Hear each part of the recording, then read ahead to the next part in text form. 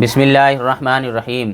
दोस्तों, कुछ लोग गलतफहमी का शिकार रहते हैं और वो ये समझते हैं कि मोबाइल से कुरान करीम का डिलीट करना, दुआओं का डिलीट करना, हदीसों का डिलीट करना या दीन की बातों का डिलीट करना जायज़ ही नहीं है।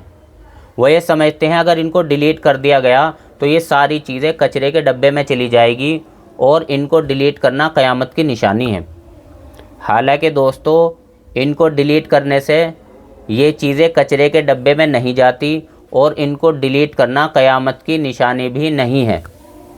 ये लोगों की बनी बनाई हुई बातें हैं, हकीकत से इसका कोई लेना देना नहीं है।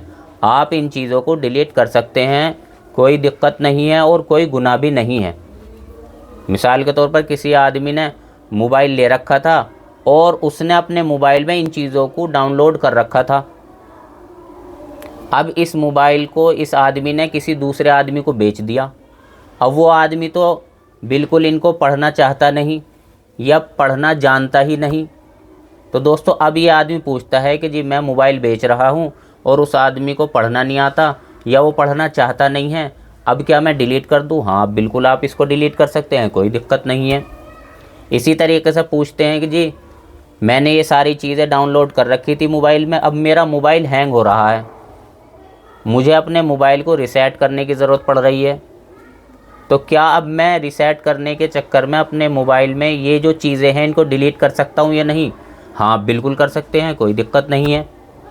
इसी तरीके से बहुत पूछते हैं कि जी मैं सफ़र में गया था और मैंने अपने मोबाइल में कुरान करीम डाउनलोड कर लिया था, अब मैं वहाँ से आ गया हूँ, अब तो मुझे पढ़ने में कोई दिक्कत नहीं है, घर में कुरान करीम है उसमें पढ़ लेता हूँ, तो क्या मैं इसको डिलीट कर सकता हूँ?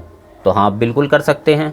तो दोस्तों, आप ये बात समझें कि मोबाइल के अंदर से कुरान करीम का, इसी तरीके से हदीसों का, इसी तरीके से दुआओं का, इसी तरीके से दीन की बातों का, इनका डिलीट करना जायज़ है, कोई भी दिक्कत नहीं है। जो लोग इस बात को कहते हैं कि कचरे के डब्बे में ये चीज़ चली जाती है या क़यामत की निशानी है, तो दोस्तों ये लोगों की सुनी सुनाई हुई बातें हैं और बनी बनाई हुई बातें हैं, हकीकत से इनका कोई लेना देना नहीं है। अल्लाह ताला सही समझ की तौफ़ीक़ नसीब फ़रमाए। व आखिर दावाना अनिल हम्दुलिल्लाहि रब्बिल आलमीन।